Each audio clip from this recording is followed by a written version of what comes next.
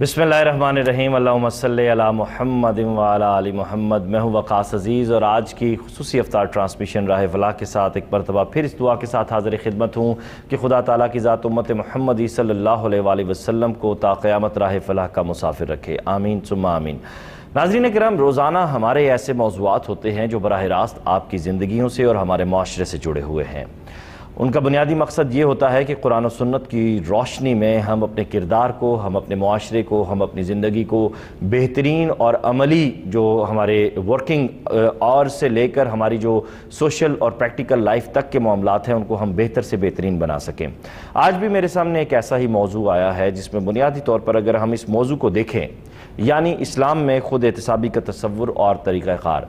हर शख्स अगर खुद एहतसाबी की जानिब माइल हो जाए, रात को सोने से पहले अगर वो ये सोच कर सोए कि उसने आज ये किया, ये ठीक था, ये गलत था, और जो गलत था उसका वो इयादा करे और इस बात का इयादा करे उस पर कि वो दोबारा वो नहीं करेगा, और जो उसने गलतियाँ की हैं उनको ठीक करने की कोशिश करे, तो यकीन जानिए कि जो एक मिसाली इस्लामी मुआशरा होता है और जो फ़िलाही रियासत का तसव्वुर होता है वो मुकम्मल हो जाता है। लेकिन हमारे यहाँ ऐसा होता दिखाई नहीं दे रहा। ये क्यों नहीं दिखाई दे रहा? माजी में क्या खुद एहतसाबी का तसव्वुर था? कौन कौन से मुसलमान हुक्मरान थे? हमारे कौन से आइमा कराम थे? हमारे कौन से बड़े बड़े सहाबा कराम, नबी करीम सल्लल्लाहु अलैहि वसल्लम की ज़ात मुबारका?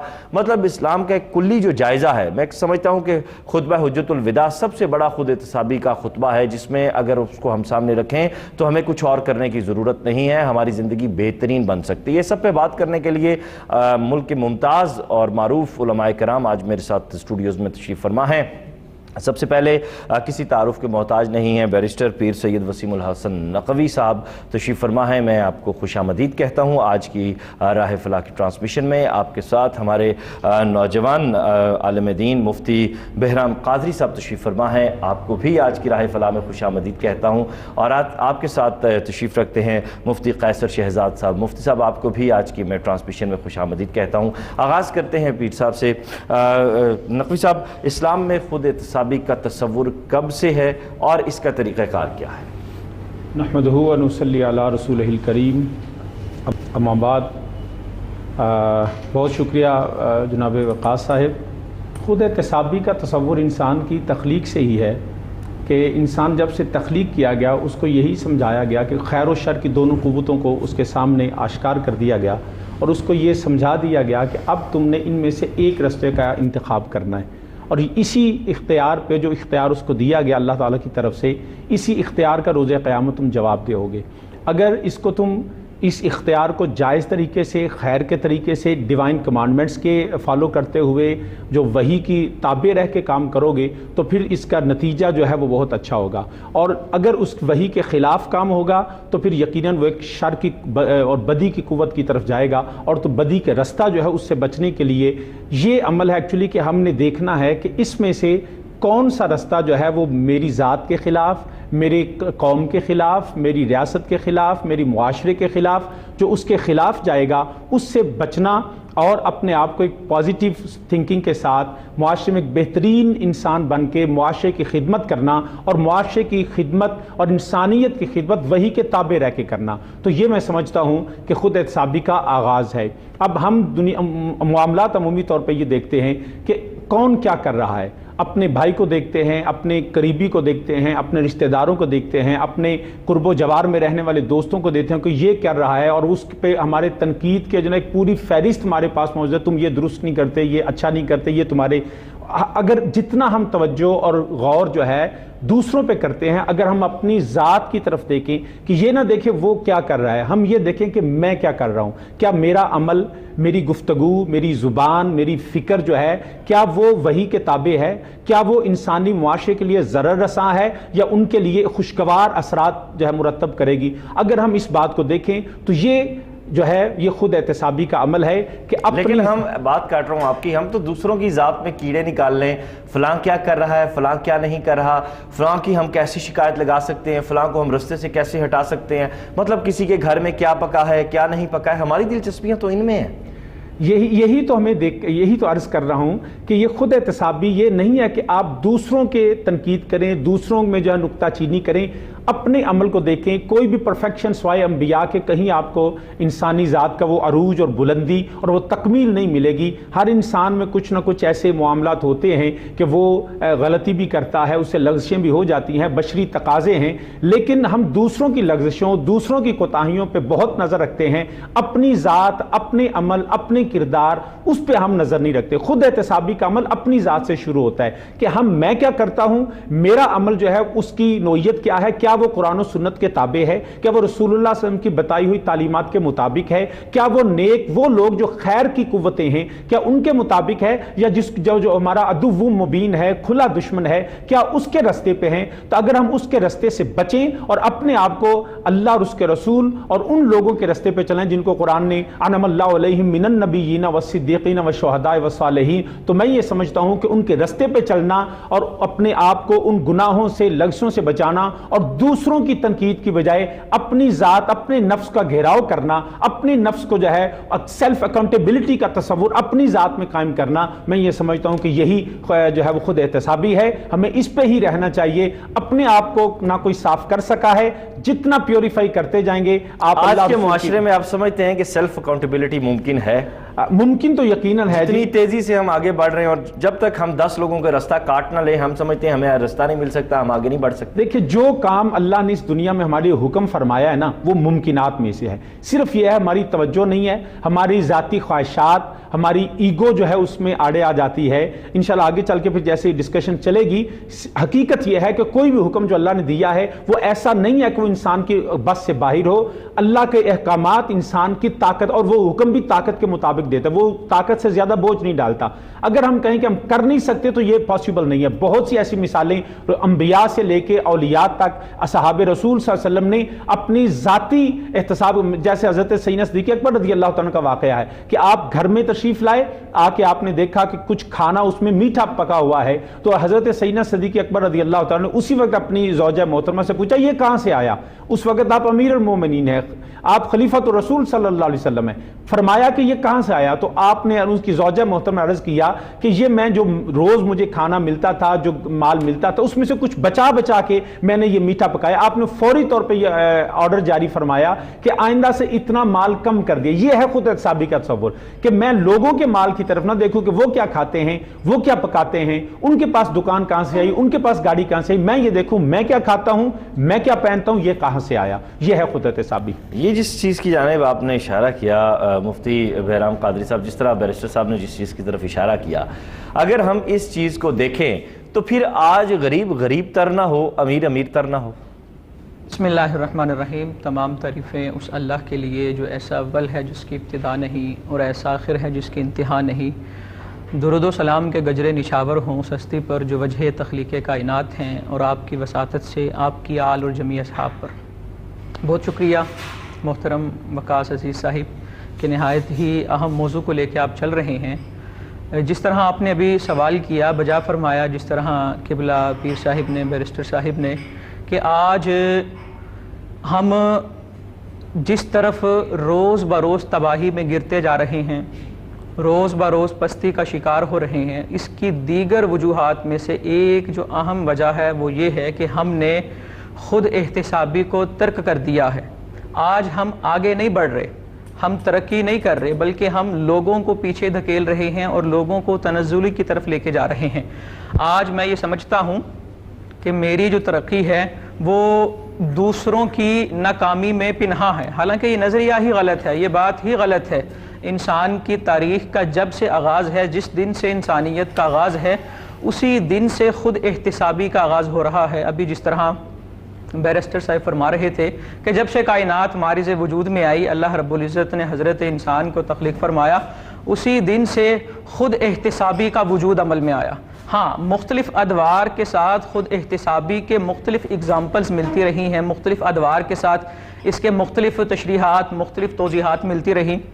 मिसाल के तौर पे अल्लाह तबारक व तआला ने کسی لغزش کی بنا پر حضرت آدم علیہ السلام کو جنت سے دنیا میں جب بھیجا تو 300 سال تک حضرت آدم علیہ السلام کا جو عرصہ ہے، جو پیریڈ گزرا ہے، اگر اس کو کسی لحاظ سے یا کسی اینگل میں دیکھا جائے تو وہ کہیں نہ کہیں خود احتسابی پر مشتمل نظر آتا ہے کہ حضرت آدم علیہ السلام 300 سال تک اپنا محاسبہ کرتے رہے، اور 300 سال بعد اپنا محاسبہ کر کے وہ اس نتیجے پر پہنچے کہ میں نے جب اپنی بات مانی تھی تو رب نے مجھے جنت سے دنیا میں بھیج دیا ہے۔ آج اگر میں رب کو منانا چاہتا ہوں تو میں اپنی بات نہیں بلکہ رب کے پیارے کا وسیلہ پیش کرتا ہوں۔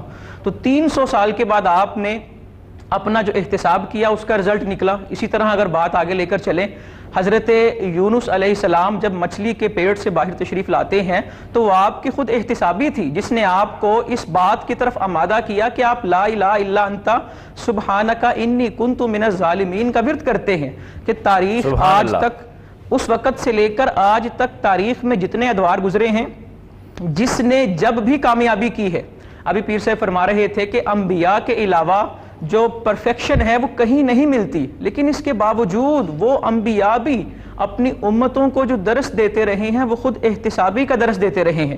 اگر اسی بات کو لے کے آگے چلوں، اللہ رب العزت قرآن پاک میں ارشاد فرماتا ہے، یا ایھا الذین آمنوا اتقوا اللہ ولتنظر نفس ما قدمت لغد واتقوا اللہ ان اللہ خبیر بما تعملون۔ اے ایمان والو، اللہ سے ڈرو، اور پھر آگے ارشاد فرمایا وَلْتَنْظُرْ نَفْسٌ مَا قَدَّمَتْ لِغَدٍ، ہر نفس کو یہ سوچنا چاہیے کہ کل اس کے ساتھ کیا ہونے والا ہے۔ یہ صریح طور پہ خود احتسابی کا اللہ رب العزت حکم دے رہا ہے۔ اور پھر تیسرے نمبر پہ ارشاد فرمایا اللہ سے ڈرو، یعنی کہ یہ آیت بتا رہی ہے، یہاں پر تقوی کی بھی دو قسمیں کر دی گئیں کہ ایک تقوی وہ ہے جو خود احتسابی سے پہلے ہے، جسے ہم کہہ لیں کہ وہ تقوی کی انیشیل سٹیج ہے، اور جو تقوی کی لاسٹ سٹیج ہے وہ خود احتسابی کے بعد ہے، کہ انسان کی کامیابیاں جس تقوی میں پنہاں ہیں وہ تقوی بھی خود احتسابی پر موقوف ہے۔ جب تک بندہ خود کا احتساب نہیں کرتا تب تک وہ کسی بھی چیز کے حقائق تک، وہ کسی بھی چیز کی رمز تک، وہ کسی بھی چیز کی تہ تک نہیں پہنچ سکتا۔ اگر اس زمانے میں ہم یہ چاہتے ہیں کہ ہمارا جو اس معاشرے میں اللہ رب العزت نے جس طرح ارشاد فرمایا کہ یا ایھا الناس انا خلقناکم من ذکر و انثی وجعلناکم شعوبا وقبائل لتعارفوا، اے لوگو ہم نے تمہیں ایک مذکر اور ایک مؤنث سے پیدا کیا اور مختلف گروہوں میں تقسیم فقط اسی لیے کیا تاکہ ایک دوسرے کی پہچان کرو۔ ان اکرمکم عند اللہ اتقاکم، اور تمہارے نزدیک برتری کا معیار جو میری نظر میں ہے، تم میں سے برتر وہی ہے جس کا تقوی سب سے زیادہ بہتر ہے۔ یعنی کہ اللہ نے ہمیں مختلف گروہوں میں تقسیم کیا ہے صرف اور صرف آئیڈینٹیفائی کرنے کے لیے، صرف اور صرف آئیڈینٹی کے لیے، شناخت کے لیے، کہ میری شناخت ہو سکے، میرے بھائی کی شناخت ہو سکے۔ لیکن میں نے ان گروہوں کو اپنا معیار برتری بنا لیا ہے۔ اگر آج ہم چاہتے ہیں کہ اپنا اصل جو معیار برتری تقوی ہے، اگر ہم اسے حاصل کرنا چاہتے ہیں تو لازم یہ ہے سب سے پہلے اپنی ذات سے محاسبہ شروع کریں، اپنی ذات کا محاسبہ کریں، خود کا احتساب کرو۔ اللہ رب العزت نے مزید قرآن پاک تقوی کی آپ بات کر رہے ہیں، جی بالکل اس طرف بھی اشارہ کیجئے گا، لیکن تقوی کے معنی ایکچول کیا؟ مجھے یہاں تک یاد پڑتا ہے کہ تم اپنا امام اس کو منتخب کرو جو تقوی میں سب سے اعلیٰ ہو، تو اب یہ ڈیفینیشن ہمیں کیا آج یہاں دکھائی دیتی ہے؟ تقوی کے حوالے سے ایک ڈیفینیشن ہم نہیں کر سکتے۔ قرآن پاک کی متعدد آیات ہیں جس میں جگہ جگہ تقوی کے الفاظ استعمال ہوئے، صحابہ کرام کے مختلف احادیث، مختلف آثار ہیں، ہر جگہ پر تقوی کی ڈیفینیشن ہمیں مختلف ملتی ہے۔ مثال کے طور پہ کم از کم تقوی کی جو ڈیفینیشن ہے وہ ہے ترک ما لا یعنی، کہ لا یعنی چیزوں کو چھوڑ دینا۔ لا یعنی چیزوں سے مراد ہے ایسی چیزیں جن کا نہ تو کوئی دنیاوی فائدہ ہے اور نہ ہی ان کا اخروی فائدہ ہے۔ تقوی کی مثال یہ بھی دی گئی کہ خاردار رستے پر گزر رہے ہوں اور اپنے کپڑوں کو بچا کر سمیٹ کر چلنا یہ تقوی ہے۔ اور تقوی کی مثال قرآن مجید میں یہ بھی دی گئی کہ تقوی ان لوگوں کے ہاں ہوتا ہے جن کے دلوں میں خوف خدا ہوتا ہے۔ تو تقوی کی مختلف اگزامپلز یا مختلف معنی قرآن میں بیان کردہ ہیں، ان سارے معانی کا جو محور ہے، ان سارے معانی کا جو مرکز ہے وہ خود احتسابی ہے، کہ تقوی کے لیے، یعنی کہ تقوی کا کوئی بھی معنی ہو اس کا کوئی بھی مفہوم ہو، اس کی کوئی بھی تشریح کی گئی ہے یا کی جائے، وہ تمام تر تشریحات، وہ تمام تر مفاہیم جس نقطے کے گرد جمع ہوتے ہیں وہ خود احتسابی ہے۔ کہ نبی پاک صلی اللہ علیہ وآلہ وسلم سے جب ایک صحابی نے پوچھا کہ یا رسول اللہ صلی اللہ علیہ وسلم، میں نے جب کسی چیز میں تردد کا شکار ہوتا ہوں، مجھے شک ہوتا ہے میں یہ کروں یا نہ کروں، تو میں کیا کروں؟ تو آپ نے فرمایا استفتی القلب، اپنے دل سے پوچھا کر، کہ جو انسان کا دل ہے۔ اور ایک اور روایت میں آپ نے جب تقوی کی ڈیفینیشن کی تو ساتھ دل کی طرف اشارہ کر کے فرمایا کہ تقوی یہاں ہے، کہ دل میں تقوی ہے، دل کا تعلق تقوی کے ساتھ ہے، اور انسان کی خود احتسابی کا تعلق بھی دل سے ہے، کہ بندہ جو کام کر رہا ہے، کرنے لگا ہے، جو کرنا چاہتا ہے، وہ چند لمحے اپنے دل کی دنیا میں جھانکے اور جھانک کر وہ سوچے کہ آج جو میں کرنے جا رہا ہوں میں تو لوگوں کو اس سے روکتا رہا ہوں، آج جو میں کرنے جا رہا ہوں میری تعلیم تو اس کے خلاف مجھے حکم دیتی ہے۔ وہ جب اپنا محاسبہ کرے گا، اپنے دل میں جھانکے گا، تو وہ بہت ساری برائیوں سے بچ جائے گا اور بہت ساری ایسی چیزوں کو وہ چھوڑ دے گا کہ جو اس کے لیے اور معاشرے کے لیے نقصان دہ ثابت ہو سکتی ہیں۔ تو انسان کی کامیابی، اور آج بالخصوص جو غریب تر ہو رہا ہے، امیر تر ہو رہا ہے، اس کے اندر جو مین چیز یہاں پہ جس چیز کا فقدان پایا جا رہا ہے وہ خود احتسابی نہیں ہے۔ صحیح، یہ بنیادی وجہ ہے جس کی شروعات اور جس کا عروج اس وقت جو ہے وہ ہم دیکھ رہے ہیں۔ خود احتسابی کا عمل جو ہے وہ زندگی کے شاید تمام طبقات میں سے کہیں انقاع ہو چکا ہے، کہیں بہت دور جا چکا ہے، اور یہی سبب ہے کہ ہم معاشرے کی جو بنیادی ستون ہیں جس کو ماں اور استاد کہتے ہیں، اس کی جو بہترین پرورش کی روایات تھیں ان سے بھی محروم ہوتے جا رہے ہیں۔ مفتی قیصر شہزاد صاحب، خود احتسابی کا عمل اپنی ذات کے بعد اپنے گھر میں آتا ہے، اپنے گھر کے بعد پھر دفتر میں آتا ہے، دفتر سے پھر معاشرے میں آتا ہے، معاشرے سے مراد لوگوں سے سلوک ہے۔ یہ اس کے جو ہمیں سامنے، میری کم علمی کے مطابق یہ اس کے سامنے کی چیزیں ہیں، لیکن اگر ہم اپنی ذات سے ہٹ کے پھر اپنے گھر کو اگر دیکھیں تو جن دو مین پلرز کی میں نے بات کی ہے، ان کی جو شاندار روایات تھیں ان سے شاید ہم اسی لیے محروم ہوئے کہ ہم اپنی ذات سے بھی محروم ہو چکے ہیں خود احتسابی کی سطح پہ۔ بسم اللہ الرحمن الرحیم۔ سب سے پہلے تو میں وقاص بھائی آپ کو لائق کے ساتھ تحسین سمجھتا ہوں۔ آج کا آپ کا یہ موضوع، یہ ٹاپک جو آپ نے چوز کیا، ہمارے معاشرے میں روایات میں یہ موضوع ہٹ گئے ہوئے تھے۔ یہ صوفیاء کے، اولیاء کے جو ٹاپک تھے، ان کی کتب کے یہ موضوعات، یہ چیزیں تھیں۔ ہمارے ہاں ایسے موضوعات کو موسٹلی ڈسکس نہیں کیا جاتا، تو بہت اچھی روایت قائم کی آپ نے آج اس موضوع کو چوز کر کے، اس کا انتخاب کر کے۔ تو اللہ جل قدوس قرآن مجید فرقان رشید میں ارشاد فرماتا ہے وَلَا تُسْأَلُونَ عَمَّا كَانُوا يَعْمَلُونَ، تم لوگوں سے یہ نہیں پوچھا جائے گا کہ وہ لوگ کیا کرتے رہے، تم سے وہی سوال ہوگا جو تم نے کیا ہے۔ تمہیں تمہارے اعمال کے متعلق پوچھا جائے گا، نہ کہ دوسروں کے اعمال کے متعلق۔ لہٰذا ہمیں اپنے اعمال کی فکر کرنی چاہیے، اپنے اندر جو ہے وہ جھانکنا چاہیے، اپنے گریبان میں جھانک کے دیکھنا چاہیے کہ ہم نے کیا کیا۔ لیکن آج ہماری سارے دن کی فکر سوچ یہ ہوتی ہے کہ فلاں نے کیا کیا، فلاں نے کیا کیا۔ نبی کریم صلی اللہ علیہ وسلم کے عظیم صحابی خلیفہ دوم حضرت عمر فاروق رضی اللہ تعالی عنہ کے بارے میں آتا ہے کہ آپ کے ایک غلام کے سامنے ایک مرتبہ آپ نے مچھلی کھانے کی خواہش کا اظہار کیا۔ اس نے عرض کی یا امیر المومنین، میں آپ کے لیے بازار سے مچھلی لے آؤں؟ آپ نے منع فرمایا کہ نہیں لے کے آنی، لیکن اس نے آپ کی خواہش کے احترام میں، آپ نماز کے بعد واعظ میں مصروف تھے تو آپ نے ان کا گھوڑا لیا اور جا کے بازار سے مچھلی لے آیا۔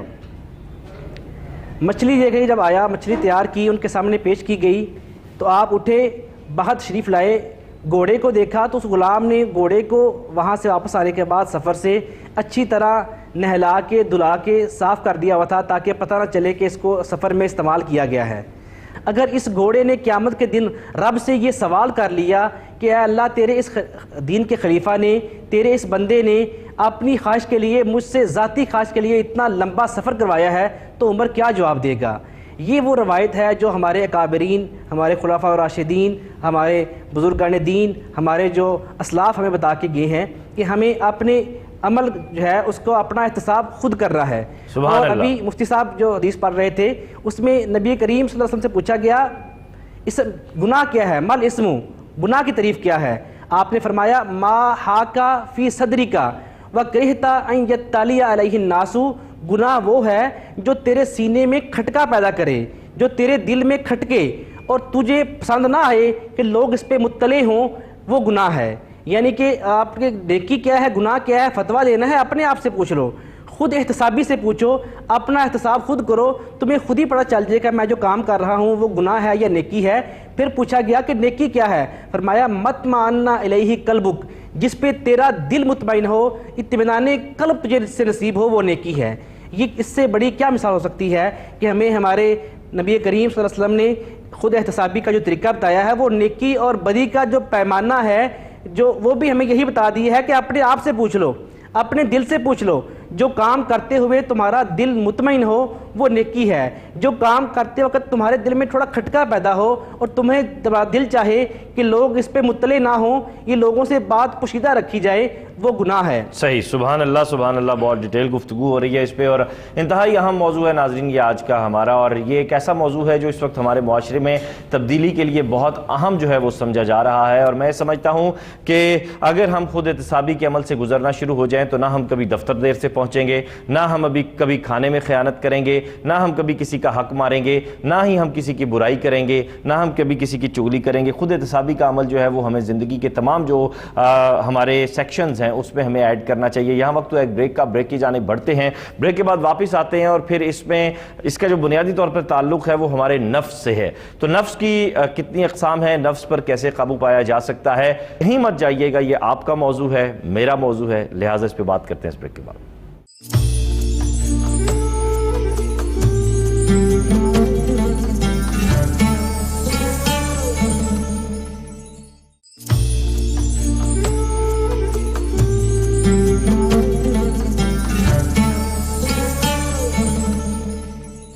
ویلکم بیک ناظرین، اور خود احتسابی کے عمل پر بات جہاں کر رہے ہیں تو خود احتسابی کا عمل اس لیے بھی فروغ پاتا ہے، اس لیے بھی نمو پاتا ہے کہ اس کے پیچھے ایک چیز موجود ہے، وہ چیز جو آپ کے شکم کی آگ کو یا بجھا بھی سکتی ہے، اس پہ اگر آپ قابو پا لیں، اگر نہیں قابو پائیں گے تو پھر نفس کا گھوڑا جتنی تیز دوڑے گا اتنی تیزی سے آپ کی توند بھی باہر آئے گی اور آپ کی خواہشات میں بھی اضافہ ہوگا۔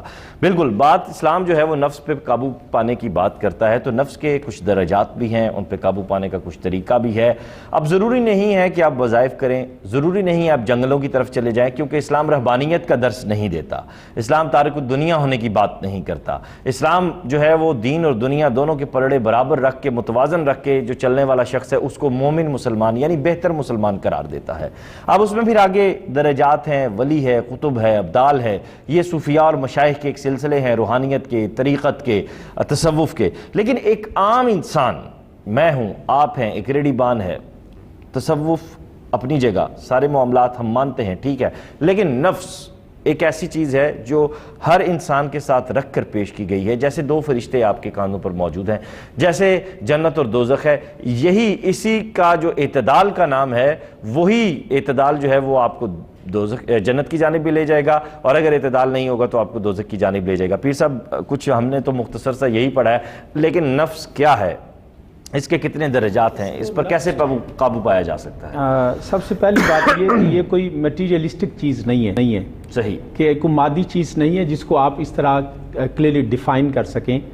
یہ نفس کا جو ہے وہ اندازہ، کیونکہ نفس کے مختلف معنی، مفہوم، مطالب ہیں، یہ ذات کو بھی کہتے ہیں، بلکہ اس صلاحیت کو بھی کہتے ہیں جس سے چیزوں میں تمیز کی جا سکتی ہے، خیر و شر میں تمیز کرنے کی صلاحیت اور توانائی اور طاقت کو بھی نفس کہا جاتا ہے، ذات کو بھی نفس کہا جاتا ہے۔ اس کے علاوہ اپنے بھائیوں کو بھی نفس کہا جا سکتا ہے جو آپ کے عزیز و اقربا ہیں۔ یہ قرآن کریم یہ سارے مختلف مقامات پہ مختلف اس کے معنی اور مفہوم آئے ہیں، تو اس لیے یہ کوئی اس کو خاص طور پہ اس طرح ڈیفائن بندہ نہیں کر سکتا، لیکن وہ ارادہ اور اختیار سے اس کا پتہ چلتا ہے کہ دیکھیے کہ اللہ رب العزت کی ذات ہے، تو اللہ کی ذات کو یا اس کی صفات اس کے اختیار اور ارادے سے جانا جا سکتا ہے۔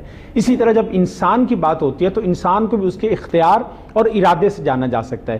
تو بندے کا جو نفس ہے کہ بندہ اس پہ قابو کیسے پائے، اس کی درجات یا اقسام کیا ہیں، تو قرآن کریم میں اس کے مختلف جگہ پہ جو 3 ایسے مقامات ہیں خاص طور پہ جہاں پہ نفس کا اس لیے ذکر، اس کی 3 اقسام بیان کی گئی ہیں۔ پہلے ہے نفس امارہ، اور یہ نفس امارہ، اس کو قرآن کریم میں حضرت یوسف علیہ السلام کے واقعہ میں قرآن کریم نے کوٹ کیا ہے کہ جب وہ قید میں تھے، پھر اس کے بعد نکلے، حضرت زلیخا والا واقعہ بڑی تفصیل میں جانا پڑتا ہے، لیکن جب وہ ساری چیزیں کلیئر ہو گئیں تو آپ سے کہا گیا کہ آپ تو بالکل بے گناہ ہیں، معصوم ہیں. تو وہاں پہ حضرت یوسف علیہ السلام کے الفاظ قرآن کریم نے وہاں پہ درج کیے. انہوں نے فرمایا وما ابرئ نفسی، فرمایا کہ یہ جو میرے یہ نفس ہے یہ برائی کا حکم دیتا ہے.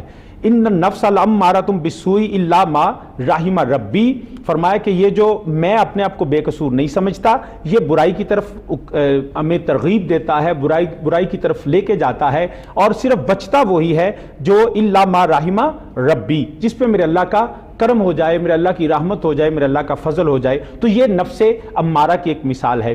اور یہ میں ذاتی طور پہ یہ سمجھتا ہوں، یہ حضرت یوسف علیہ، بلکہ علماء نے یہ لکھا کہ حضرت یوسف علیہ السلام کی قصر نفسی تھی، ورنہ آپ کا جو آپ تھے ہی بے قصور، لیکن آپ نے یہ وہی خود احتسابی والی بات ہے کہ حالانکہ ایویڈنس موجود تھی، ہر چیز ثابت ہو چکی کہ آپ نے یہ ایسا کوئی غلطی لغزش آپ سے نہیں ہوئی، لیکن اس کے باوجود آپ نے کہا کہ وما ابرئ نفسی، کہ میں اس سے جو ہے وہ بے قصور اپنے آپ کو نہیں سمجھتا، حالانکہ تھے وہ بے قصور. تو اپنے آپ کو اتنا جو ہے قصر نفسی سے کام لیا کہ انسان سے ایسی لغزش ہو سکتی ہے، لیکن بچتا وہی ہے جو اللہ کے فضل پہ، اپنی ذات پہ نہیں بلکہ اللہ کے فضل پہ یقین کرتے ہوئے کہا. تو یہ نفس امارہ قرآن کریم نے لکھا. دوسرا نفس لوامہ.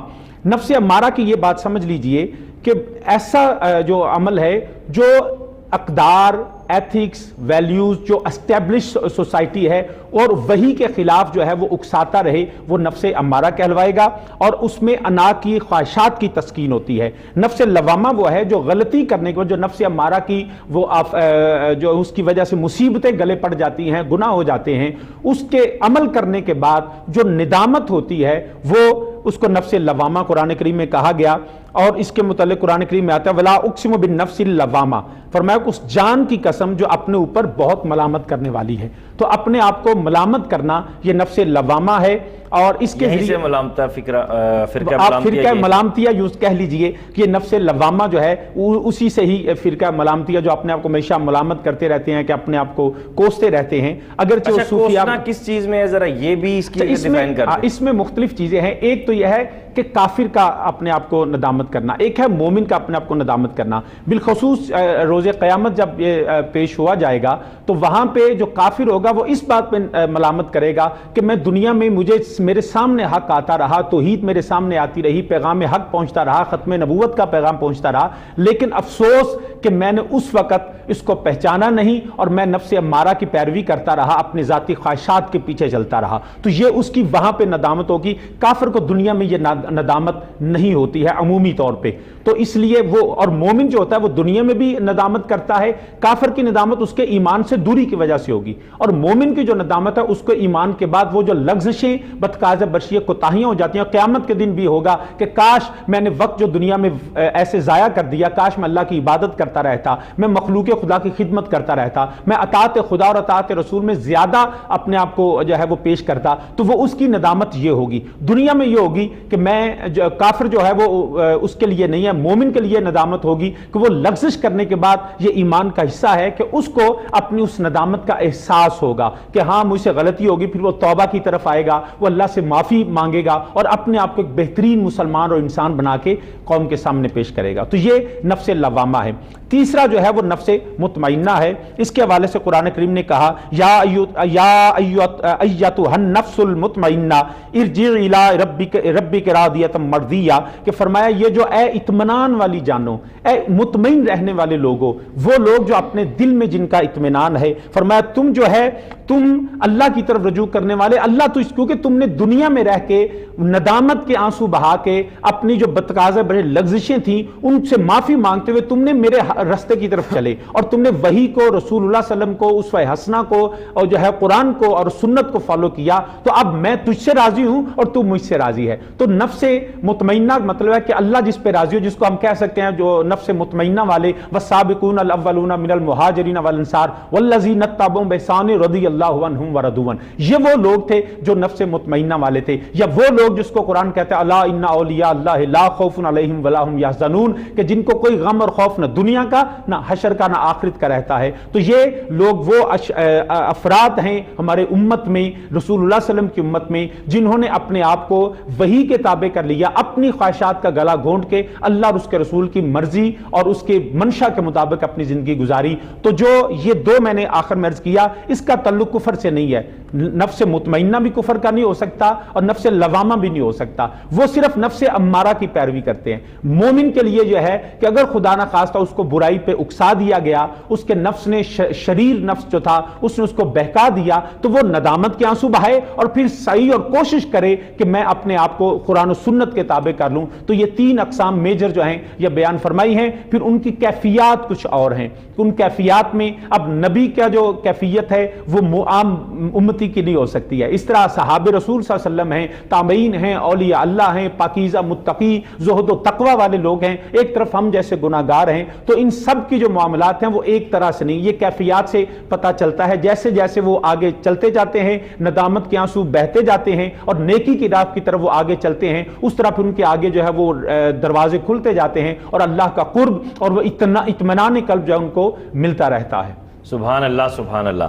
ये नफ्स की जो डिटेल्स हैं, ये डिटेल्स जो हैं हमारे सामने आई हैं नफ्स के हवाले से, और उसके साथ साथ हम अब इसमें अगर मज़ीद आगे देखें तो नफ्स के ख़िलाफ़ जो जहाद है उसको जहाद अकबर करार दिया गया है। उसको जहाद अकबर क्यों करार दिया गया है, इस सब पे ब्रेक के बाद बात करेंगे, क्योंकि ये बुनियादी जो लफ्ज़ यहाँ आ गया जहाद अकबर, सबसे बड़ा जहाद, तो सबसे बड़ा जहाद क्यों करार दिया गया, इस पर बात करते हैं ब्रेक के बाद।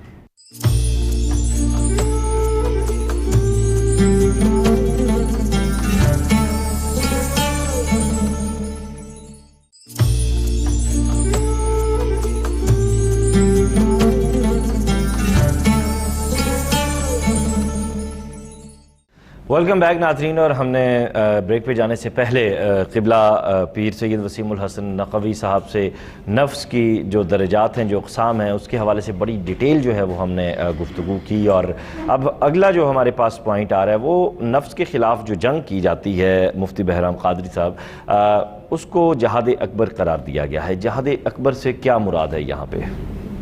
अल्लाह रब्बुल इज़्ज़त कुरान मजीद में इरशाद फरमाता है वमन जाहदा फ़इन्नमा युजाहिदु लिनफ्सी, कि जो बंदा जिहाद करता है तो वो अपने नफ्स के लिए जिहाद करता है। दूसरे मकाम पे साथ ही इरशाद फरमाया वमन कफ़रा फ़इन्ना रब्बी गनियुन करीम, कि जो बंदा कुफ़र करता है तो जो रब है वो बड़ा गनी है, बड़ा करीम है। यानी कि यहाँ पर जिहाद बिन नफ्स के मुकाबिल जो चीज़ रखी गई है वो लफ्ज़ कुफ़र है। कुफ़र के मुख्तलिफ़ मानी यहाँ पर कम अज़ कम जो इसका माना कर सकते हैं वो नाशुक्री है।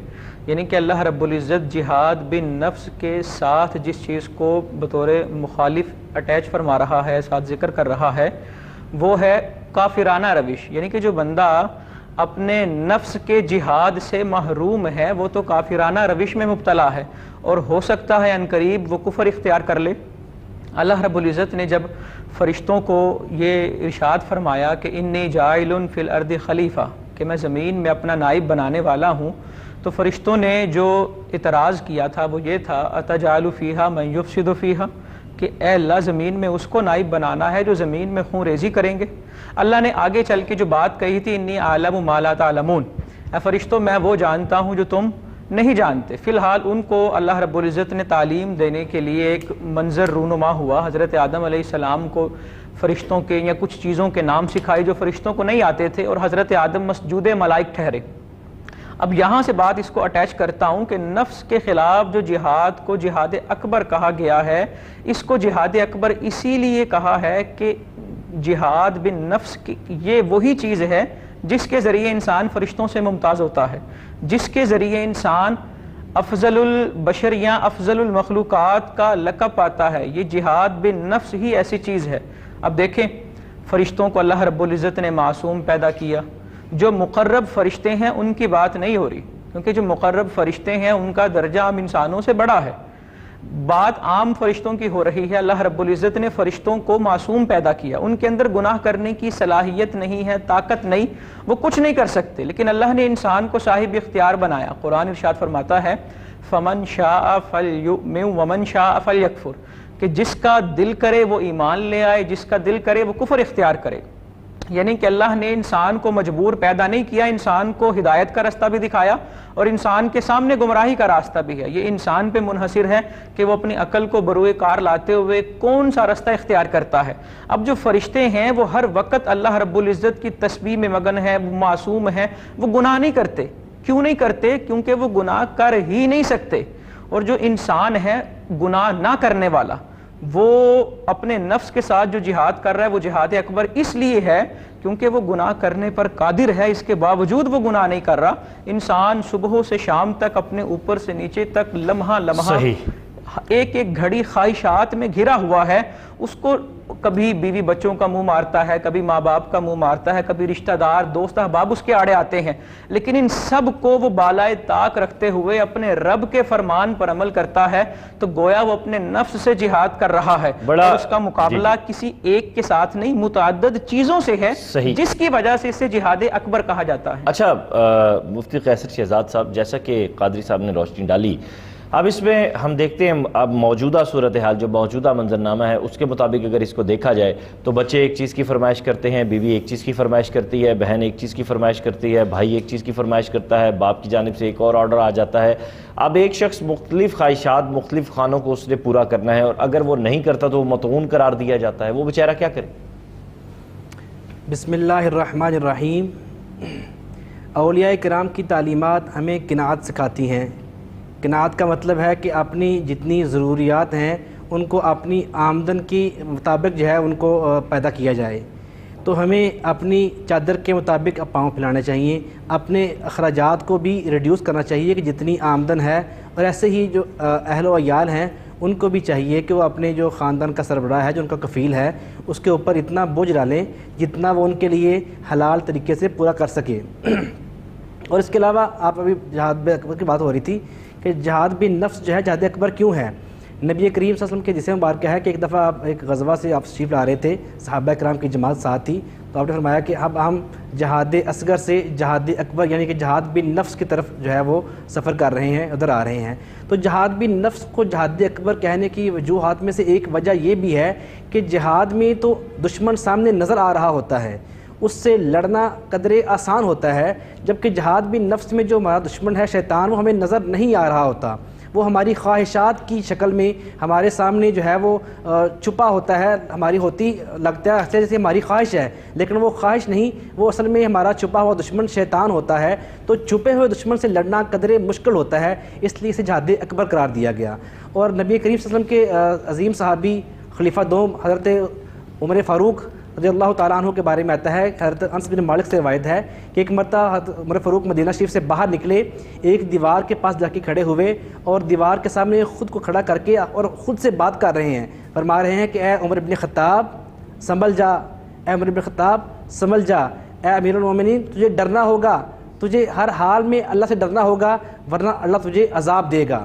یہ جو طریقہ کار ہے ہمارے بزرگان دین کا، ہمارے بڑوں کا۔ اور نبی کریم صلی اللہ علیہ وسلم کے بارے میں آتا ہے جسے مبارکہ میں آپ فرماتے ہیں کہ میں روزانہ دن میں ایک حدیث میں 70 مرہ 70 مرتبہ اور ایک میں ہے 100 مرہ 100 مرتبہ روزانہ اللہ تعالیٰ سے توبہ مانگتا ہوں، بخشش مانگتا ہوں اور اپنا جو ہے وہ اپنے آپ کو احتساب کے لیے پیش کرتا ہوں۔ اللہ کے نبی جو معصوم عن الخطا ہیں، جو گناہ جن سے سرزد ہو ہی نہیں سکتا، وہ روزانہ اپنے آپ کا احتساب کرتے ہیں اور 100 مرتبہ 70 بار خود اللہ تعالیٰ سے توبہ کرتے ہیں، اپنا احتساب کرتے ہیں۔ تو ہمارا بھی فرض ہے کہ ہم بھی روزانہ اپنا احتساب کریں۔ روایات میں ملتا ہے، حضرت مالک بن دینار فرماتے ہیں کہ جو نفس ہے یہ انسان کا غلام ہے، انسان اگر اس کو اپنا غلام کی طرح گھوڑا بنا کے رکھے گا، اس کا اپنا روزانہ محاسبہ کرے گا تو قیامت کے دن اس کا حساب جو ہے آسان ہوگا۔ اگر انسان اپنے نفس کا محاسبہ نہیں کرتا تو اس کا جو ہے حساب قیامت کے دن مشکل ہوگا۔ صحیح، یہ بہت اہم نکات کی جانب جو ہے وہ اشارہ کیا جا رہا ہے۔ اور ناظرین کرام، اگر ہم اپنی روزمرہ کی زندگی کو دیکھیں تو اس میں ہمیں جو ہے ایسی بے شمار اشیاء، ایسے بے شمار معاملات دکھائی دیتے ہیں جن کی جانب ہمارے معزز علماء کرام نے روشنی ڈالی ہے اور اس پہ بات بھی کر رہے ہیں۔ معاملہ یہ ہے کہ ہم اسلام اور قرآن سنت کی روشنی میں زندگی گزار پا رہے ہیں یا نہیں۔ اگر اس چیز کو اگر ہم دیکھیں اور اس کے ساتھ جڑے ہوئے معاملات کو دیکھیں تو پھر ہمیں دور دور تک اپنی اگر خود احتسابی کے عمل میں جائیں تو ہمیں بہت بڑے بڑے فلاز دکھائی دیتے ہیں. وہ فلاز کیوں ہیں, ان کے پیچھے کون کون لوگ ہیں؟ ڈیفینیٹلی میں نے 2 اداروں کی جانب نشاندہی کی تھی, سو ان سب کی جانب اب مزید بات کریں گے. مجھے وقاص عزیز کو, راہ فلاح کی پوری ٹیم کو اور کوہ نور کے مالکان کو, امت محمدی کو اپنی دعاؤں میں یاد رکھیے گا. ملتے ہیں اس بریک کے بعد.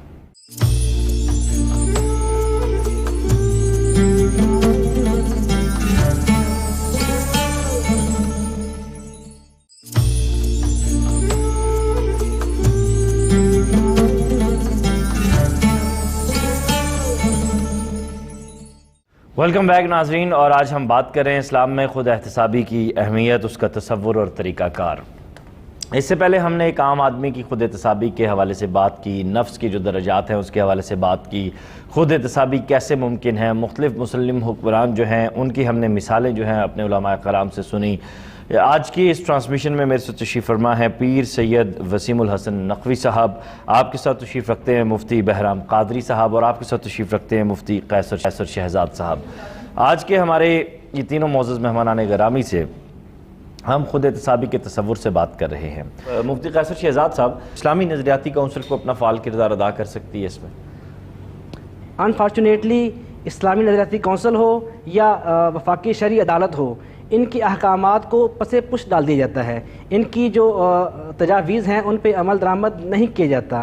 مذہب کے نام پہ بننے والے ملک میں مذہب کو جو ہے وہ پس پش ڈال دیا گیا ہے. اس پہ اتنا عمل درآمد نہیں رہا. ان اداروں کو جو ہے وہ غیر فعال بنا دیا گیا ہے. ہم قادری صاحب اپنے ذاتی احتساب کی بات کریں, خود احتسابی کا عمل جو ہے کیا وہ انسان, ایک عام آدمی خود کر سکتا ہے, یا کوئی صاحب علم صاحب بصیرت جیسے مرشد ہوتے ہیں ان کے ذریعے, ان کے بغیر ناممکن ہے؟ بسم اللہ الرحمن الرحیم. اچھا, اس مسئلے کو کسی خاص طور پہ بند نہیں کیا جا سکتا, یعنی کہ یوں نہیں کہا جا سکتا کہ بندہ اپنا احتساب خود ہی کر سکتا ہے, کسی کے بغیر نہیں کر سکتا, اور یوں بھی نہیں کہا جا سکتا کہ بندہ اپنا احتساب کرنے میں دوسرے کا محتاج ہے. مختلف اس کی مثالیں ملتی ہیں, ایک دو عرض کرتا ہوں. حضرت سیدنا عمر بن عبدالعزیز رحمۃ اللہ تعالی علیہ, اسی طرح رمضان کا مہینہ تھا, جب عید کے روز قریب آئے, آپ کی صاحبزادیاں حاضر ہوئیں اور عرض کرتی ہیں, ابا جان عید کا دن قریب آ رہا ہے اور ہمارے پاس پہننے کے لیے نیا لباس نہیں, جبکہ ہماری جتنی سہیلیاں ہیں ان کے پاس نئے لباس ہیں, اور ہم وقت کے جو بادشاہ ہیں, امیر المومنین ہیں, ان کی بیٹیاں ہیں, لیکن ہمارے پاس نیا لباس نہیں. جب انہوں نے کافی اصرار کیا تو حضرت عمر بن عبدالعزیز رحمۃ اللہ تعالی علیہ سے جتنا ہوا آپ نے اس کو منع کیا. آپ نے کہا میرے پاس اتنے وسائل نہیں, اتنی گنجائش نہیں کہ میں نئے کپڑے دلا سکوں. الخیر, جب بیٹیوں کا اصرار طول اختیار کر گیا تو آپ نے اپنے خزانچی کو بلایا اور اس کو بلا کر کہتے ہیں کہ مجھے 1 ماہ کی تنخواہ ایڈوانس دے دو. تو جو آپ کا خزانچی تھا اس نے جو بات کی, اس سے بات تو خزانچی نے کی, لیکن حضرت عمر بن عبدالعزیز اپنے احتساب کی طرف مائل ہو گئے. آپ کا خزانچی کہنے لگا, کیا آپ مجھے اس بات کی گارنٹی دیتے ہیں آپ اگلے مہینے زندہ رہیں گے, کہ آپ جس مہینے کی تنخواہ مانگ رہے ہیں؟ تو آپ نے کہا کہ آج میرے خزانچی نے مجھے تباہ ہونے سے بچا لیا. کبھی کبھی ایسا بھی ہوتا ہے. حضرت سیدنا عمر فاروق رضی اللہ تعالیٰ عنہ, بیت المال کا ایک اونٹ گم ہو گیا ہے اور آپ ننگے پاؤں بازاروں میں دوڑے لگا رہے ہیں اور اونٹ کی تلاش کر رہے ہیں. جب اونٹ کی طرف نظر جاتی ہے تو اس کو پکڑنے کے لیے بھاگتے ہیں, تو اسی اثناء میں کچھ لوگ کہتے ہیں کہ آپ کیوں بھاگ رہے ہیں, خواہ مخواہ اپنے آپ کو مشقت میں ڈال رہے ہیں, آپ کسی غلام کو کہیں وہ جائے اور جا کر اونٹ کی لگامیں پکڑے اور اس کو بیت المال میں لے آئے. تو حضرت عمر فاروق رضی اللہ تعالیٰ عنہ فرماتے ہیں کہ مجھ سے بڑا غلام کون ہے. آج اگر میں بیت المال کا اونٹ پکڑنے کے لیے کسی کو بھیجوں گا, کل قیامت میں جب رب میرا محاسبہ کر رہا ہوگا تو اس کے سامنے جواب دہ کون ہوگا. حضرت عمر فاروق رضی اللہ تعالیٰ عنہ کو کسی بیماری سے 2-4 ہونا پڑا, تو کسی طبیب نے آپ کو شہد تجویز کیا. اب بیت المال میں شہد موجود ہے, لیکن حضرت عمر فاروق رضی اللہ تعالیٰ عنہ نے وہ شہد استعمال نہیں کیا, بلکہ جمعے کے روز کا انتظار کیا. جب جمعے کا دن آیا تو مسجد پہ خطبہ دیتے ہیں اور ساری عوام جو اس وقت موجود ہے ان سب سے اجازت لیتے ہیں کہ بیت المال میں شہد موجود ہے اور مجھے کسی طبیب نے سجیسٹ کیا ہے کہ شہد آپ استعمال کریں, کیا آپ سب مجھے اس بات کی اجازت دیتے ہیں کہ میں بیت المال سے شہد استعمال کر سکوں؟ اب وہ اجازت کیوں لے رہے ہیں؟ کیونکہ وہ ہر وقت خود احتسابی میں مگن ہیں. ان کے سامنے یہ بات پیش نظر ہے کہ بیت المال میں جو مال ہے وہ عوام کا ہے, وہ عوام کے استعمال کے لیے ہے. اور بات آگے لے کے چلتا ہوں, آپ ایک روز خطبہ دے رہے ہیں حضرت سیدنا عمر فاروق رضی اللہ تعالیٰ عنہ، تو خطبہ جب شروع کیا نا تو سامعین میں سے ایک سامع کھڑا ہوا اور کھڑا ہو کر عرض کرتا ہے آپ ہمارے امیر المومنین ہیں، ہمارے لیے آپ قابل عزت و احترام ہیں، ہم آپ کا خطبہ بعد میں سنیں گے، پہلے آپ ہمیں اس بات کا جواب دیں کہ آپ نے جو کرتا سلایا ہے اس کرتے کی چادریں کہاں سے آئی ہیں، کیونکہ سب کے سامنے آپ رہتے ہیں، سب لوگ کی شکوہ کر رہے ہیں کہ ہم سب کے پاس ایک ایک چادر ہے اور ایک چادر سے کرتا نہیں سلایا جا سکتا، آپ نے جو کرتا سلایا ہے اس کو سلانے کے لیے دوسری چادر کہاں سے آئی ہے؟ تو قربان جائیں حضرت عمر فاروق رضی اللہ تعالیٰ عنہ کے جو لاکھوں مربع میل پہ حکومت کرتے ہیں، آپ نے جمعے کا خطبہ چھوڑا اور اس آدمی کو جواب دیتے ہیں، آپ کہتے ہیں کہ ایک چادر میری ہے اور ایک چادر میں نے اپنے بیٹے سے لی ہے اور دو چادریں جوڑ کر میں نے کرتا بنایا ہے۔ آج اگر ہم اپنے معاشرے میں اپنی ذات پہ اس طرح کا قانون یا اس طرح کا احتساب نافذ کر لیں تو یقیناً مجھے سارا جہاں ہی بدلا ہوا نظر آئے گا۔ مجھے یہاں پر بہادر شاہ ظفر کا وہ جملہ یاد آ رہا ہے کہ نہ تھی حال کی جب ہمیں اپنے خبر، رہے دیکھتے اوروں کے عیب و ہنر، پڑی اپنی برائیوں پہ جو نظر، تو نگاہ میں کوئی برا نہ رہا۔ ظفر علی خان ہے غالباً یہ۔ جی تو احتساب کا جو تعلق ہے وہ انسان کی ذات سے شروع ہوتا ہے۔ وہ کہنے والے کہتے ہیں، یہ سمجھانے والے سمجھاتے ہیں کہ انسان کی زندگی کے دو شعبے ہیں، ایک اس کا ہے انفلوئنس ایریا اور ایک ہے کنسرن ایریا۔ اگر ایک بندہ اپنے انفلوئنس ایریا میں احتسابی کا عمل شروع کرتا ہے تو اس کو پھر باہر کنسرن میں جانا نہیں پڑتا۔ اب دیکھیں نا، نہ کمیونیکیشن ہے، نہ جدید ذرائع ہیں، نہ کوئی اتنا جدید دور ہے، لیکن وجہ کیا ہے کہ شیب ابی طالب میں تاجدار انبیاء محصور ہیں اور 3 سال تک آپ کا بائیکاٹ کیا ہے لوگوں نے، لیکن اس کے باوجود وجہ کیا ہے کہ لوگ مدینہ سے آپ کے پاس دین اسلام سننے کے لیے آ رہے ہیں؟ اس کی وجہ صرف یہی ہے کہ آپ کیا کر رہے ہیں، اپنا محاسبہ خود احتسابی کر رہے ہیں، اور آپ کے دامن سے جتنے لوگ وابستہ ہو رہے ہیں آپ ان سب کو یہی درس دے رہے ہیں کہ اگر معاشرے میں ترقی چاہتے ہیں، اگر آپ چاہتے ہیں کہ آپ ایک کمرے میں بند رہیں لیکن آپ کا پیغام دنیا کے کونے کونے تک پہنچ جائے، پھر آپ اس کا نفاذ ہے وہ اپنی ذات سے شروع کریں اور خود پہ اس کو لاگو کریں اور اپنا محاسبہ کریں۔ آپ اس کے یقیناً بہت ہی جلد ایسے نتائج دیکھیں گے کہ ساری کائنات حیران رہ جائے گی اس بات پر کہ اس بندے نے آج پوری دنیا، پوری تاریخ اس بات پہ حیران ہے، اور کہنے والے کہتے ہیں نا انگشت بدنداں ہیں، کہ کس طرح وہ چھوٹی سی غار میں جہاں پر پتے کھا کر گزارا ہو رہا ہے اور تبلیغ ان کی پہنچ رہی ہے وہ مدینہ کی گلیوں میں، وہ صرف اسی وجہ سے کہ نبی پاک صلی اللہ علیہ وآلہ وسلم نے جب بھی جو حکم دیا ہے صحابہ کو، وہ حکم بعد میں دیا ہے، پہلے اس پر خود عمل کیا ہے۔ آج ہمیں بھی اسی چیز کی ضرورت ہے۔ سبحان اللہ، سبحان اللہ، سبحان اللہ۔ بیرسٹر صاحب، روز محشر پر یقین اور اپنی ذات سے اخلاص، کیا یہ دو عناصر بھی ضروری ہیں خود احتسابی کے لیے؟ اس میں کوئی دوسری رائے نہیں ہے۔ پہلے میں تھوڑی سی اس میں عرض کرنا چاہوں گا کہ آپ نے اس سے پہلے فرمایا تھا کہ وہ کیا کسی مرشد کی یا کسی کی ضرورت ہے، تو اس میں میں ایک بات یہ کرنا چاہوں گا کہ یس، دیکھیے قرآن کریم اللہ پاک کا کلام ہے، اور رسول کائنات صلی اللہ علیہ وسلم تشریف لائے قرآن کہتا ہے وَيُعَلِّمُهُمُ الْكِتَابَ وَالْحِكْمَةَ، اللہ رب العزت نے ان کو مبعوث فرمایا۔ آپ کی بعثت کا مقصد ہی لوگوں کو ایجوکیٹ کرنا تھا، وحی کی تعلیم دینا، وحی مطلوب اور غیر مطلوب ساری آپ نے بیان فرمائی۔ تو لوگوں کے لیے شاید اگر کسی کی ضرورت اور نہ ہوتی تو شاید اتنا کافی ہوتا، قرآن آ گیا ہے، تم اپنی اصلاح کر لو، لوگ اپنے معاملات، اپنی معیشت، اپنی معاشرت اس قرآن کے مطابق کرو، یا رسول صلی اللہ علیہ وسلم کا اس فیصلہ بھی آپ کے سامنے ہے۔ لیکن اس کے بعد پھر اللہ نے فرمایا وَيُزَكِّيهِمْ، میرے آقا علیہ الصلوۃ والسلام صرف پڑھاتے ہی نہیں ہیں، سکھاتے ہی نہیں ہیں، تزکیہ بھی کرتے ہیں۔ تو تزکیہ جو ہے وہ اس کے لیے بھی خاص ٹریننگ کی ضرورت ہے۔ اٹس جسٹ لائک کہ آپ کو جیسے ایک تھیوری پڑھی جاتی ہے اور اس کے بعد اس کا تجربہ کیا جاتا ہے، تو بیسیکلی ہمیں ایسی تجربہ گاہ چاہیے اور ایسا استاد چاہیے جو ہمیں پریکٹیکلی وہ چیز کر کے دکھائے۔ تزکیہ کرنا صرف جو ہے وہ تھیوری نہیں ہے، صرف یہی نہیں کہ بس پڑھ لیا معاملہ بہت بہتر ہو گیا. تو اس لیے میں یہ سمجھتا ہوں اس کے لیے ضرورت ہے. لیکن آج کل کیونکہ اس کے نام پہ فراڈ بہت ہوتا ہے, اپنے آپ کو لوگ پیر کہلوانے والے, شیخ طریقت کہلانے والے, سب سے بڑے اندر سے چور نکل آتے ہیں. وہ اقبال نے کہا تھا میراث میں آئی انہیں مسند ارشاد, زاغوں کے تصرف میں عقابوں کا نشیمن, مرید کے گھر پر نہیں مٹی کا دیا بھی, گھر پیر کا بجلی کے چراغوں سے ہے روشن. تو آج کل کس طرح کے فراڈیے لوگ جن کو اپنا نام پیر رکھتے ہیں, نام شیخ ہوتا ہے, لیکن وہ قوم کو کھا رہے ہوتے ہیں. تو ایسے لوگ جو ہیں وہ دکانیں بنا کے, برانڈ نیم نہیں چاہیے, کردار چاہیے. آج کل یہاں برانڈ بک رہا ہے تو لوگ اپنا برانڈ بیچتے ہیں, لوگ برانڈ خرید رہے ہیں. تو میں اس پہ یہ عرض کروں گا. رہ گئی بات روزے, اس میں آپ نے بہت مختصر سی بات کی ہے برانڈ نیم. میں سوچ رہا تھا اس بات کے اوپر ہی, لیکن اب مرشد ٹھیک ہے, نو ڈاؤٹ بہت ضروری ہے, لیکن کیسے خالص مرشد کہاں سے ملے گا؟ میں عرض کرتا ہوں حضرت سلطان باہو رحمۃ اللہ تعالیٰ علیہ سے یہی سوال کسی نے کیا, جناب ہمیں تو کوئی اس طرح کا بندہ ملتا نہیں ہے تو کہاں سے ڈھونڈیں؟ آپ نے فرمایا جب کوئی شکاری شکار کے لیے نکلتا ہے تو حلال پرندوں کو خود ہی دیکھ لیتا ہے.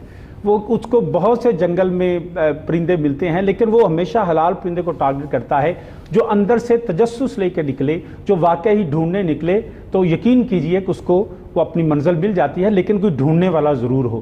ہماری طرح ہم تو صرف بولنا ہم جانتے ہیں کہ جناب میں جی کو بندہ لب نہ پیا, لیکن نہ ہم بندہ ڈھونڈتے ہیں نہ اس کے لیے کوشش کرتے ہیں. اس کے لیے کوشش, جیسے ہم روزگار کے لیے کوشش کرتے ہیں, اس لیے تعلیم حاصل کرنے کی کوشش کرتے ہیں, اس طرح ایسی خانقاہیں, ایسے لوگ, اشخاص موجود ہیں جو لوگوں کی آج بھی روحانی تربیت کر رہے ہیں اور کرتے رہیں گے روز قیامت تک. اس سے تو کبھی بھی یہ زمین خالی نہیں ہو سکتی ایسے اللہ کے نیک بندوں سے, لیکن وہ ہیں کم, ان کو ڈھونڈنا پڑتا ہے. ان کے نام پہ لوگوں نے دکانداریاں ضرور بنائی ہوئی ہیں جیسا میں نے عرض کیا. تو ہمیں برانڈ نہیں دیکھنا کہ کون کتنے بڑے جلوس میں آ رہا ہے, کون کتنی بڑی گاڑی میں آ رہا ہے, کون کتنی بڑی تسبیح پکڑ کے آ رہا ہے. ہو سکتا ہے آپ کے محلے کا جو امام ہو, آپ کے محلے میں دکاندار ہو, شاید وہ اس سے ہزاروں گنا زیادہ بہتر ہو. تو میں یہ سمجھتا ہوں کہ صرف برانڈ اور ان ناموں کو پر نہیں جائیں, بلکہ کردار دیکھا کریں. یہ تزکیہ کردار کا نام ہے. ہم ایسے لوگوں کو بھی جانتے ہیں ذاتی طور پہ کہ جو تزکیے کی بڑی بڑی محافل سجا لیتے ہیں, جی آج یہاں پہ یہ ہوگا, ذکر ہوگا, لیکن وہ خود دنیا کے مال میں ڈوبے ہوئے ہوتے ہیں. ان کی نجی محافل میں, ان کی نجی زندگی میں صرف دنیا کا مال ہوتا ہے, اس کے پردے میں وہ دنیا کما رہے ہوتے ہیں.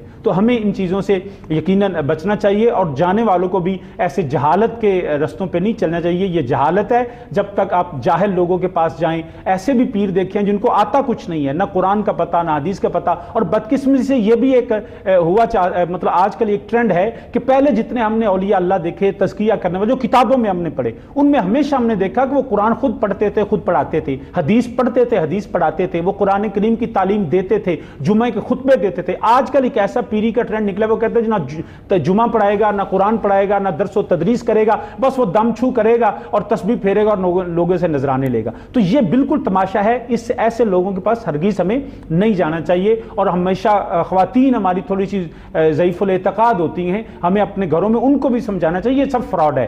سب سے بڑا پیر تو والدین ہیں, اس کے بعد ایسے نیک لوگ جو صاحب کردار ہیں, بس انہی کے پاس ہمیں جانا چاہیے. باقی یقیناً یوم آخرت ہی ایک وجہ ہے کہ جس کی وجہ سے ہم اس بات پہ یقین رکھیں گے کہ کیونکہ ہم جو بھی کریں گے دنیا کی نظروں سے بچ سکتے ہیں. ہو سکتا ہے کوئی ایویڈنس نہ ہو. آج ایسے ہوتا ہے, وہ ہمارے بہت سے سیاست دان ہیں, وہ کہتے ہیں جی کوئی مقدمہ ثابت تو نہیں ہوا, کوئی جرم ثابت تو نہیں ہوا, کوئی کرپشن ثابت نہیں ہوئی ہے, لیکن بھائی میرے دنیا کے قانون سے اب بچ گئے, دنیا میں ایویڈنس کوئی نہیں ہے, لیکن روز قیامت یہ جو دائیں بائیں ہیں یہ آپ کے ہاتھ گواہی دیں گے, آپ کے پاؤں گواہی دیں گے. وہاں پہ کوئی بندہ یہ نہیں کہے گا جی میری ثابت نہیں ہوئی ہے, وہاں تو ہر چیز ثابت ہو جائے گی. یہی ایک ہے عقیدہ آخرت جو ہے وہ جو اس بات پہ ہمیں سکھاتا ہے, ترغیب دیتا ہے کہ یاد رکھو وہ مالک یوم الدین ہے, وہ ہمیں پوچھے گا. اور یہ جو سارے کا سارا معاشرہ ہے, میں یاد رکھیے کہ یہ جتنی ساری باتیں نا, اس کے پیچھے ہماری انا ہے. شیطان اپنی انا کو آج تک پوج رہا ہے. اس کا لفظ انا, اس نے کہا انا خیر منہ, میں بہتر. لفظ میں نے اس قوم کو تباہ کیا ہے. یہی خود احتسابی تب ہوگی جب لفظ میں چھوڑ دیں گے. میں کیا ہوں, میری کیا اوقات ہے, میری کیا حیثیت ہے, میں کچھ بھی نہیں ہوں. ایک اگلے لمحے پتہ نہیں میں ہوں گا کہ نہیں ہوں گا. سو انا خواہشات ان کی تسکین کے لیے پل کی خبر نہیں ہے. بالکل خوبصورت بات آپ نے کی ہے. اب تزکیہ نفس کی ہم بات کر رہے ہیں, خود احتسابی کے عمل کی بات چل رہی ہے, تو مفتی قیصر شہزاد صاحب, اب ایک چیز ہے خیر اور ایک ہے شر. تو خود احتسابی کے عمل سے پہلے ڈیفینیٹلی ان دونوں کا علم ہونا جو ہے وہ ضروری ہے, لیکن یہ بھی کیا ممکن ہے کہ ان دونوں کی خبر نہ ہو؟ کوئی بندہ سادہ مزاج بھی تو ہوتے ہیں، تو اس کے بغیر بھی خود احتسابی ممکن ہے؟ بسم اللہ الرحمن الرحیم۔ یقیناً ہمیں خیر اور شر بڑی جو ہے وہ چیزیں واضح احادیث نبی صلی اللہ علیہ وسلم میں بتا دی گئی ہیں، کیا کیا چیزیں ہیں وہ عمل ہیں وہ خیر ہیں، کیا کیا عمل ایسے ہیں جو شر ہیں جن سے بچنا ضروری ہے۔ جو ہے تمہارا دل مطمئن ہے تو وہ کام ٹھیک ہے، وہ پہچان ہے اس بات کی کہ وہ جائز کام ہے، حلال ہے، اور اگر وہ کام کرتے ہوئے تمہارے دل میں جو ہے وہ ہلچل سی مچ رہی ہے، تمہارا دل جس پہ کھٹکا پیدا کر رہا ہے، تمہیں اس میں کرتے ہوئے الجھن محسوس ہو رہی ہے، تو وہ کام جو ہے حلال نہیں ہے اور تم اسے لوگوں سے چھپا رہے ہو۔ حضرت حسن بصری رضی اللہ تعالیٰ عنہ سے جب لا اقسم بالنفس اللوامہ کی تفسیر کے بارے میں پوچھا گیا تو آپ نے لکھا کہ اس کی تفسیر یہ ہے کہ بندہ مومن جب کوئی کام کرتا ہے یا ایسا کام جو اس سے خلاف شرع ہو جاتا ہے تو وہ اس کام کا تعاقب کرتا ہے، وہ اپنی نفس سے پوچھتا ہے کہ تم نے یہ کام کیوں کیا، تمہارا یہ کام کرنے کی کیا وجہ تھی، اس کام کرنے کے پیچھے، یا یہ اگر کھانے والی چیز تھی تو اسے کھانے کا تمہارا مقصد کیا تھا، پینے والی چیز تھی تو تمہارا مقصد کیا تھا اسے پینے کا، اور آخر کار وہ ایسے اپنے آپ سے سوالات کرتے کرتے اس کام سے توبہ کر لیتا ہے۔ لیکن جو بندہ بد کردار ہے وہ غلط کام کرتے چلا جاتا ہے، اس پہ پچھتاتا نہیں ہے، اس پہ جو ہے وہ اس کا نفس اسے ملامت نہیں کرتا، لہٰذا وہ آگ کا ایندھن بن جاتا ہے۔ تو اولیاء کرام جو ہے انہوں نے جیسے انسانوں کی تربیت کی، اس میں انہوں نے جو اخلاق عالیہ کا انہیں درس دیا، انہیں تلقین کی اس بات کی کہ انسان جو ہے ان کے مزاج میں، ان کی عادات و اطوار میں غیبت، چغلی، حسد، کینہ، بغض، یہ بیماریاں جو ہیں، مال کی مذمت اور ایسی چیزیں، اس کی دنیا کی رغبت سے، دنیا سے بے رغبتی، ایسی چیزیں ان کے جسموں میں، ان کے مزاج میں، ان کے ذہنوں میں ڈالنے کی کوشش کی۔ اور ہمیں اللہ کا قرآن بھی یہ فرماتا ہے کہ نبی کریم صلی اللہ علیہ وسلم کی جب آپ تشریف لائے تو جہاں پہ شاہ صاحب بیان فرما رہے تھے کہ یعلمون الکتاب والحکمہ، کتاب و حکمت کی تعلیم کے ساتھ ساتھ یزکیہم، ان کی آپ نے اپنی ڈیوٹیز میں سے ایک ڈیوٹی تھی کہ آپ تزکیہ نفس فرماتے تھے، آپ جو ہے وہ ہمارے دلوں کو پاکیزہ کرتے تھے۔ تو دلوں کو پاکیزہ کرنے کے لیے، دلوں کے زنگ کو دور کرنے کے لیے ہمارے اندر جو ایسی برائیاں ہیں جو قرآن میں اللہ تعالیٰ نے منع کی ہیں، قرآن پاک میں اللہ فرماتا ہے وَعِبَادُ الرَّحْمَنِ الَّذِينَ يَمْشُونَ عَلَى الْأَرْضِ هَوْنًا وَإِذَا خَاطَبَهُمُ الْجَاهِلُونَ قَالُوا سَلَامًا۔ اللہ کے بندے وہ ہیں جو زمین پر عاجزی سے چلتے ہیں۔ آج ہمارے اندر تکبر اتنی بڑی جو ہے ہماری اخلاقی برائی ہے، عاجزی نام کی ہمارے اندر کوئی چیز نہیں رہ گئی، اور تکبر میں آ کے انسان اتنے بڑے بلند و باز دعوے کر بیٹھتا ہے اور بڑے بڑے گناہ کر بیٹھتا ہے۔ اور اس کے آگے ہمارے وَالَّذِينَ لَا يَشْهَدُونَ الزُّورَ، ان لوگوں کی نشانی کیا ہے کہ وہ جھوٹی گواہی نہیں دیتے، وہ لوگ جھوٹ نہیں بولتے۔ ہمارے ہاں معاشرے میں اخلاقی پستی کا یہ عالم ہے کہ یہاں پہ جھوٹے گواہ جو ہے وہ منٹ پہ اور کم سے کم معاوضے پہ مل جاتے ہیں۔ آپ کو عدالتوں کے باہر کم سے کم پیسوں میں گواہ مل جائیں گے جو آپ کو جھوٹی گواہی دینے کے لیے جو ہے وہ ملیں گے، معاشرے کے بگاڑ کے لیے، انسانی اخلاقیات کی پستی کے لیے، جبکہ اللہ کے نبی صلی اللہ علیہ وسلم تو اخلاق اعلیٰ کا نمونہ تھے۔ آپ نے جب اپنا اسلام پیش کیا، آپ نے جب تبلیغ کا آغاز کیا تو آپ نے لوگوں کے سامنے کوئی معجزے پیش نہیں کیے بلکہ اپنا کردار پیش کیا کہ میں نے تمہارے اندر ایک عمر گزاری ہے کہ تم نے مجھے کبھی دیکھا کہ میں نے جھوٹ بولا ہو، میں نے امانت میں خیانت کی ہو، تو لوگوں کے سامنے آپ نے اپنی زندگی کو، اپنے کردار کو، اپنے اخلاق کو پیش کیا۔ لہٰذا ہمیں بھی چاہیے کہ ہم اپنا احتساب کرتے ہوئے، اور صرف یہ احتساب جو ہے یہ باقی لوگوں کے لیے، علماء کرام کی بھی یہ ضروری ہے کہ وہ بھی اپنا احتساب کریں۔ حدیث مبارکہ میں آتا ہے کہ نبی کریم صلی اللہ علیہ وسلم جب معراج کی رات تشریف لے کر گئے تو وہاں پہ آپ نے کچھ لوگ دیکھے جن کے ہونٹ کاٹے جا رہے تھے۔ آپ نے جبریل امین سے سوال کیا، اے جبریل یہ کون لوگ ہیں؟ تو جبریل امین علیہ السلام نے جواب دیا، اے اللہ کے رسول وہ لوگ ہیں، یہ آپ کی امت کے وہ واعظین ہیں جو لوگوں کو واعظ کرتے تھے، لوگوں کو نصیحت کرتے تھے کہ یہ وہ اچھے کام کریں، لیکن وہ خود یہ کام نہیں کرتے تھے، اپنا عمل وہ نہیں تھا، لوگوں کو نصیحت کرتے تھے، تو اسی وجہ سے ان کے ہونٹ کاٹے جا رہے ہیں۔ احتساب کا عمل ہمارے سب کے لیے، وہ واعظین ہو، وہ ایک دفتر میں ڈیوٹی کرنے والا ملازم ہو، وہ اپنا احتساب کرے کہ وہ اپنے، اگر اس کی 8 گھنٹے ڈیوٹی ہے، وہ کہیں بیچ میں نماز کا بہانہ ڈھونڈ کے جا کے مسجد میں لیٹ تو نہیں گیا، اس سے ہٹ کے دیگر معاملات میں وہ اپنا احتساب خود کریں۔ رائٹس اینڈ ڈیوٹیز، یہ جو ہمارے اندر ان کا میوچلی جو بڑا اچھا سا ان کا مکسچر ہے کہ ہم اپنے جو ہے اخلاقیات میں اپنی جو ڈیوٹیز ہیں، اپنے حقوق ہیں وہ ادا کریں، لوگوں کے جو ہے اپنے حقوق مانگنے کی ضرورت پیش نہیں آئے گی. ہم اپنے رائٹس کا مطالبہ کرتے ہیں، اپنے حقوق کا مطالبہ کرتے ہیں، دوسروں کے حقوق جو ہے وہ ادا نہیں کرتے. یہ ایسے ہی ہے جیسے ایک محفل میں خاموشی نہ ہو، شور ہو رہا ہو تو سب لوگ جو ہے یہی کہنا شروع کر دیں کہ خاموش ہو جائیں، خاموش ہو جائیں، تو خاموشی نہیں ہوگی. جبکہ اگر ہم خود خاموش ہو جائیں تو ساری خاموشی ہو جائے گی. بالکل درست فرمایا آپ نے. مفتی بہرام قادری صاحب، اب بات آتی ہے قرآن و حدیث، اس کے مطالعے اور اس کے فہم کی جانب. اب کیا موجودہ دور میں اس دور کے جو تقاضے ہیں ان کو سامنے رکھا جائے تو قرآن و حدیث کو سمجھنے والے جو علماء کرام ہیں، ان کی تقاریر، ان کی جو ویڈیوز ہیں، ان کے جو بیانات ہیں اور جو کتب انہوں نے تحریر فرمائی ہیں، جیسے تفاسیر ہیں مختلف، جیسے احادیث کی مزید آگے آپ کو ڈیٹیلز ملتی ہیں، سمجھنے میں آپ آسانی، کیا ان کو پڑھنا زیادہ ضروری ہو گیا ہے خود احتسابی کے عمل کے لیے؟ ابھی اس سوال کا جواب گزشتہ سوالوں کے ساتھ ملتا ہے کہ خود احتسابی، ظاہر سی بات ہے آدمی خود احتسابی کی طرف جب مائل ہوگا، اس کے ذہن میں جتنے خیالات آ رہے ہیں، جتنے سوالات پیدا ہو رہے ہیں، ان سوالات کے جوابات کے لیے اسے یا تو کسی ماہر استاذ کی ضرورت ہوگی، یا تو اس کے پاس ایسا وسیع مطالعہ ہو کہ اپنے مطالعے کے پیش نظر وہ ان سوالات کا جوابات جو ہیں وہ ڈھونڈ سکتا ہے. اب اس کو ہم موجودہ زمانے کے ساتھ خاص نہیں کر سکتے کہ ایک آدمی اگر اپنا تزکیہ نفس کہہ لیں یا خود احتسابی کرنا وہ چاہتا ہے، اس کے لیے مطالعہ ضروری ہے کسی نہ کسی حد تک، لیکن موجودہ دور کے ساتھ اسے منحصر کر دینا یا موجودہ دور کے ساتھ اسے مقید کر دینا، یہ بات ابھی اتنی مناسب نہیں ہوگی.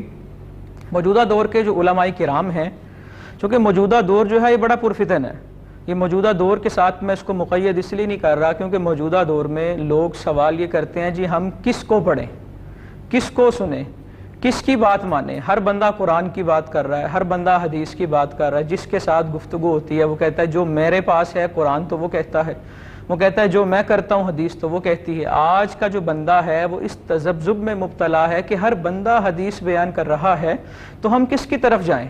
تو اس تذبذب کو دور تب ہی کیا جا سکتا ہے جب ہم تک یا عوام جو ہے خود وہ میتھڈالوجی سیکھ لے، یعنی کہ قرآن کے جو اصول ہیں، علوم قرآن جسے کہتے ہیں، ان کو پتہ لگ جائے.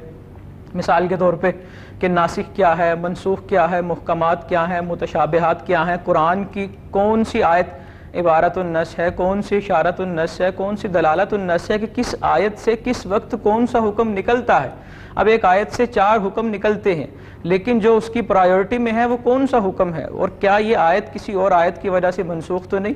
اب اسی طرح جب لوگوں کو حدیث کے حوالے سے، اب لوگوں کے ہاں تو عوام میں مشہور یہ ہے کہ جی یہ حدیث ضعیف ہے، حالانکہ عوام کے اس جملے کا مطلب یہ ہے نعوذ باللہ کہ یہ حدیث غلط ہے. حالانکہ ضعیف حدیث کا مطلب یہ نہیں کہ غلط ہے، اس کو چھوڑ دیا جائے. ضعیف ایک خاص ٹرم ہے، ایک اصطلاح ہے، ضعیف کی ایک ڈیفینیشن ہے. ضعیف حدیث کی آگے قسمیں کریں تو 40 قسمیں بنتی ہیں. جب تک عوام ان اصولوں کو، ان اصطلاحوں کو نہیں سمجھے گی تب تک وہ تذبذب میں مبتلا ہوتی رہے گی، اور اس کا فائدہ وہ بہروپیے اٹھائیں گے کہ جو لوگوں کو گمراہ کرنے پر مامور ہیں. اور جس طرح قبلہ پیر جی فرما رہے تھے وہ اپنی دکانداری چمکا رہے ہیں، وہ لوگ پھر اس بات کا فائدہ اٹھاتے ہیں. دیکھیں جی یہ صحیح حدیث ہے، حالانکہ حدیث کا صحیح ہونا اس بات کی ضمانت نہیں ہوتا کہ اس حدیث پر عمل بھی ہوگا. حدیث کا صحیح ہونے کا معنی کچھ اور ہے. صحیح ہونے کا مطلب یہ نہیں کہ یہ غلط کے اپوزٹ ہے یا اس کے مترادف، یہ اس کے متضاد ہے. صحیح اصطلاح کا نام ہے. اسی طرح قرآن پاک خود بیان کرتا ہے یضل بہ کثیرا ویہدی بہ کثیرا، کہ قرآن کو پڑھنے والے بہت سے لوگ گمراہ ہو جاتے ہیں اور بہت سے ہدایت پا جاتے ہیں.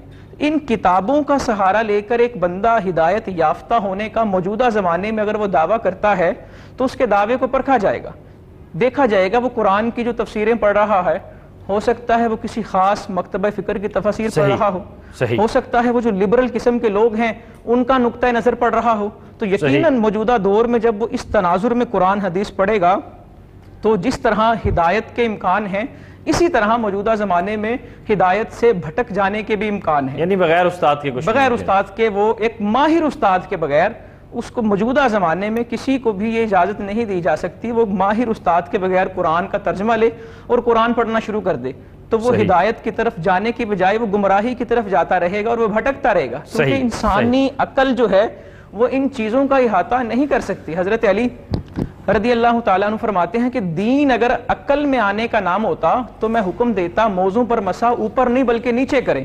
تو یہ چیزیں عقلوں سے بالا تر ہیں، ان کو سمجھنے کے لیے کسی ایسے استاذ کی ضرورت ہے کہ جس کے دل میں حب مصطفیٰ ہے، جس کی نظر میں عشق مصطفیٰ صلی اللہ علیہ وآلہ وسلم ہے، صلی اللہ علیہ وآلہ وسلم۔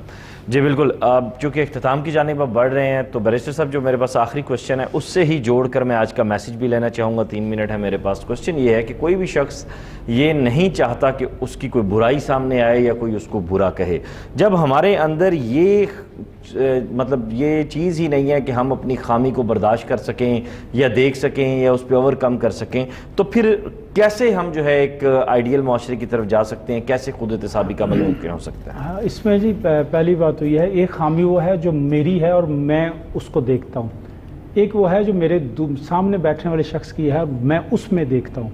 اگر تو میں اس کو دیکھتا ہوں تو اس کے حوالے سے مختلف رائے کی جا سکتی ہے کہ کسی کی خامیوں اور کسی کی اس طرح کے لغزشوں کو اس طرح نہ بیان کرو کہ جس کی وجہ سے اس کی بدنامی ہو اور اپنی انا کو تسکین ملے کہ میں نے اس کو، تو اس حوالے سے تو یہ مذموم ہے۔